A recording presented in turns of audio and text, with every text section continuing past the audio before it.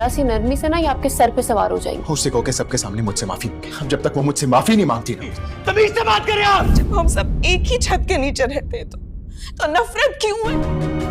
इतना अरसा हो गया तुम्हें इस घर में, अब तो इस घर के तौर तरीके सीख जाओ। आपकी जरा जिस दिन से आपकी भतीजी इस घर में बहू बनकर आई है, उस दिन से मेरे बच्चे आपस में लड़ रहे हैं। इस कमरे में नहीं आ सकोगी। आपकी सुंदर इतनी बुरी है कि अगर उससे कोई बात करेगा तो क्या उससे तलाक दे दी जाएगी?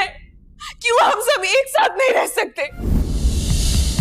हमारे रिश्तों के बीच में दरार डाल रहा है सिर्फ उस औरत की वजह। औरत क्या? बीवी है वो मेरी। सुंदस का रो रो कर बुरा हाल होगा। इसहाक साहब ने तो कभी सोचा भी नहीं था कि उमर इस तरह की हरकत भी कर सकता है, इसीलिए उनका हाथ उमर पर उठ जाएगा, जो अपनी बीवी को इस वजह से मना करता है कि वो सुंदस से ना बोले, नहीं तो उसे डिवोर्स कर देगा। ये बात भला उसने सोची भी कैसे? सुंदस सबसे कहेगी कि अगर एक घर में रहते हुए उनके दिल में नफरतें हैं तो इस घर में रहने का फ़ायदा क्या? उमर इस बात को अपनी अना का मसला बना लेगा और अपनी बीवी को ही अपने कमरे से निकाल बाहर करेगा कि जब तक सुंदस सबके सामने उससे माफ़ी नहीं मांगती, उसकी बीवी कमरे में दाखिल नहीं हो सकती।